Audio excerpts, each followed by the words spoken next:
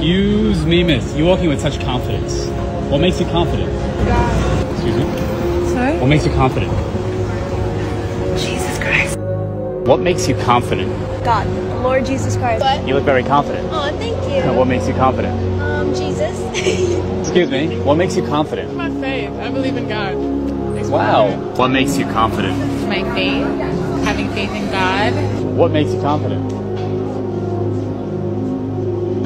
Nakakagalak na ang kanilang sagot ay ang Diyos. Nakakagalak na kanilang kinikilala ang ating Panginoong Jesucristo.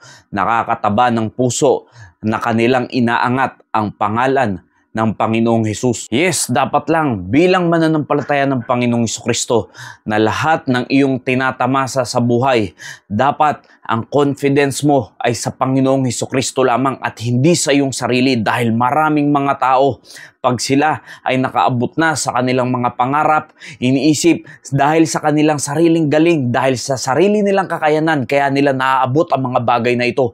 Pag dumating na sila sa kanilang yaman sa buhay, ay nakakalimot na kung sino ang tunay na nagpala sa kanila. Hindi na nila alam kung saan nanggaling ang kalakasan at karunungan kung bakit nila naabot ang mga bagay na iyon. Kaya't dapat na kahit anuman ang mangyari sa iyong buhay, saan ka man dalhin ng Panginoon, lagi mong tatandaan, dapat sa Kanya ka lang magtiwala. It is better to trust in the Lord than to put confidence in man. Tama ang iyong narinig, hindi dapat tayo tumitiwala sa tao dahil ang tao ay pwedeng magbago. Pero tatandaan nyo, ang ating Diyos na buhay, kahit kailan, ay yan ay hindi nagbabago sa kanyang mga pangako, nananatili yan. Kaya't mas maigi na dapat lagi tayong nagtitiwala sa Diyos kung paano narinig nyo yung mga nagsalitang yan, na ang sagot agad nila, bakit meron kang confidence sa iyong buhay, sa iyong sarili, dahil yan sa Diyos, dahil yan sa Panginoong Jesucristo, dahil sa ating sarili,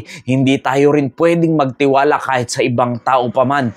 Dapat ang mas tiwala natin ay sa Panginoong Jesucristo lamang. Dahil mag-iingat ka, baka dumating ang panahon na sa iyong sarili ka na lamang nagtitiwala at sa mga bagay na meron ka. At mas naniniwala ka na sa sarili mong kakayanan kesa sa kayang gawin ng Diyos sa buhay mo. Some trust in chariots and some in horses, but we will remember the name of the Lord our God. Ganyan ang iba, nagtitiwala sa sarili nilang kakayanan, nagtitiwala sa sarili nilang dunong, nagtitiwala sa sarili nilang kalakasan na magagawa nila ang mga bagay-bagay.